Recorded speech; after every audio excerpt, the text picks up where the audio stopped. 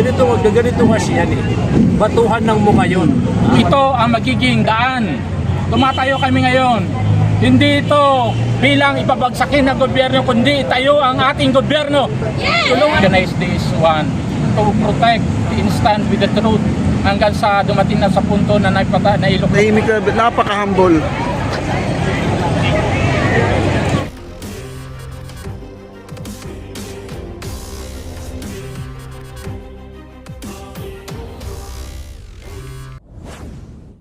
Kami, tagapagtaguyod kami na malang Pangulong Marcos, sinuportahan ka namin. Itigil nyo na po ang sobrang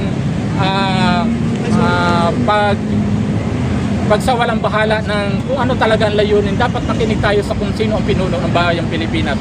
Kung ang pagkakataon ninyo, Ma'am Sara, kung kayo ay tatakbo bilang presidente, hindi po ito ang oras. Ang oras po natin ay para matupad ang bagong Pilipinas, yun ang pangarap ng ating mahal na Pangulo. Maraming salamat po, sir. Salamat po. Sir, may tanong lang po ako. Kayo po yung presidente ng IDP, ano ho? Ilang taon ho kayo nung panahon ng 1986 People Power? I was just 4 years old. 4 years old, okay. Pero, Marcos loyalist po kayo? Sure, actually po, kami, bilang, ako po talaga, kamag-anak ako ng mga Robredo. From Bicol region po, from Magallanes, Sorsogon. Alam nyo naman po ang baluarte ng mga ano. But during the time of 2017, I organized this one to protect, to stand with the truth hanggang sa dumating na sa punto na nailuklok nating amal na Pangulong Marcos. Ibig sabihin po, namulat kami na ang pagkakaisa po, ang panawagan ng pagdadamayan, ng pagtutulungan, ng tunay na paglasakit sa kapwa ay hindi yung partisan tayo, hindi tayo bias. Kahit kami taga Bicol kami, mahal namin ang mga Ilocano. Ganun din ang mga Ilocano, mahal namin taga Bicol. So ibig sabihin, totoo kami nanindigan ngayon, totoo kaming humarap sa inyo. Totoo po ang panawagan ng isang bansa Pilipino. Mahalin po natin si Sir BBM, totoo po ang kanyang dalangin, totoo po ang kanyang mitiin, totoo po ang kanyang pangarap para sa ating pamayanan at sa bayang Pilipinas. Tanong ko lang ho,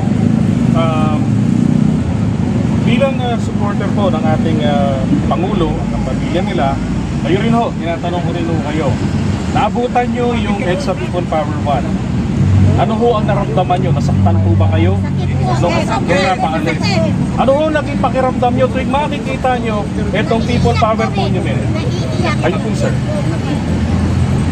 Yung makikita nyo yung People Power Monument.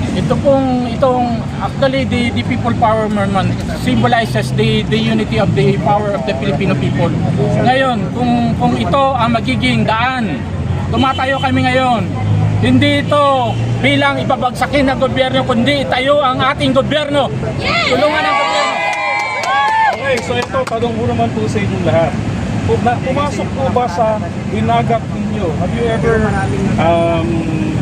imagine to be here, mga Marcos loyalists na nasaktan noong February 1986? Naisip niyo po ba na kayo ay aapak dito? Hindi. Pero ngayon, masaya po ba kayo na nandito tayo? Tama po yung sinasabi nyo. Ibig sabihin, nagkaroon po tayo ng national meeting. Tama? Yun. Sige ho, maraming salamat po. Ay, baby!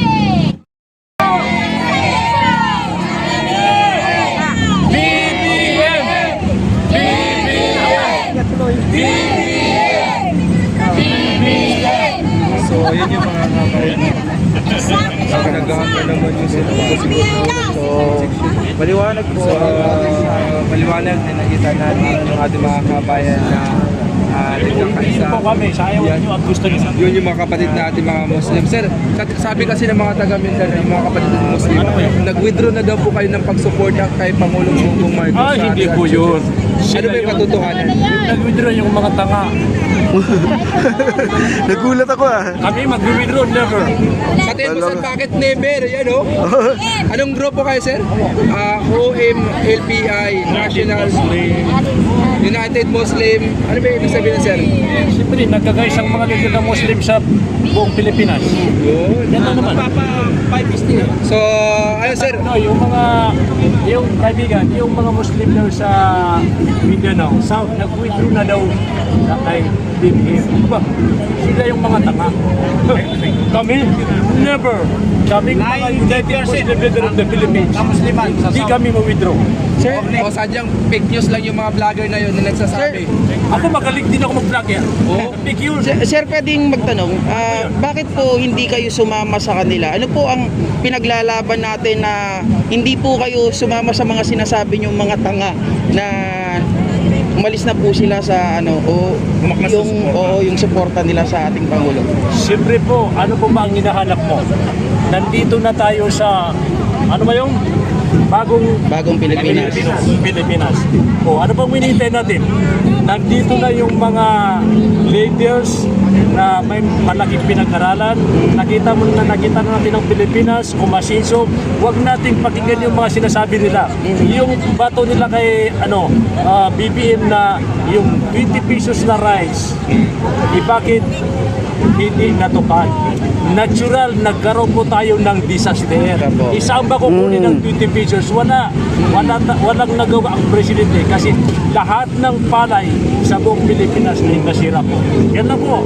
So ibig rin po mong sabihin, sir, hindi rin kayo naniniwala sa mga paratang nila na ang Pangulo ay bangag, yung mga paratang nila na gano'n, hindi po kayo naniniwala?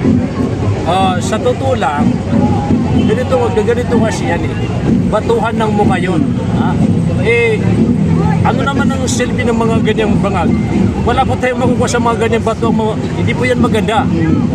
So, lahat naman ng tao may mukha, may gwapo, pero nagkataon lang na si Marcos talaga, ganun talaga ang itsura ng kanyang pagmumukha. Wala tayong magawa dyan. Sir, tanong ko lang sir, ang sabi daw nila, pag ikaw ay nasa Mindanao, ay solid Duterte daw. Hindi rin po. Hindi ako naniniwala dyan. Kami magiging sulit. Napakatanga namin. Puro history yung bahay namin sa Marawi. Nasunog, nasira. Hindi man binayaran. Tapos, maka Duterte pa kami. Ano yun? No, si Raulo. Sir, ganito po.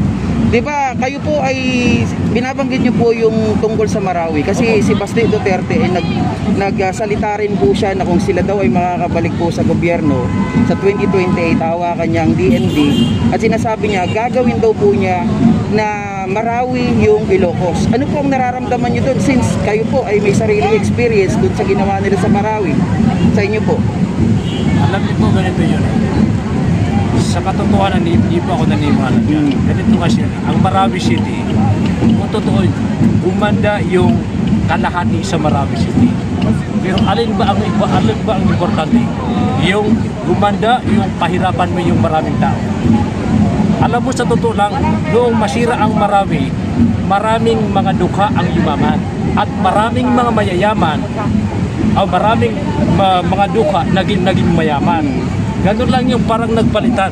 Alam mo, sa nangyari sa Marawi, yung mga taong walang kapira-pira, nagkaroon pa ng mga magagandang bahay. Sila yung nabigyan ng pagkakataon. Sila yung umani sa sinasabi nilang pinabibigay nila. Wala po yun. Talaga. So may pros and cons po yun, yung nangyari na yun sa Marawi. Salamat po. Salamat sir. Ayan. No? Ayan no, tahimik na, napaka-humble. Wala po kayong maririnig dito na mga sigawan. Simple lang, no? Ang dami dito. Dito, oh.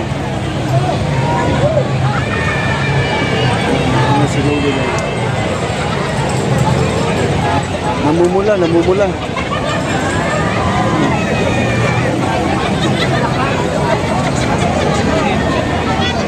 IBP.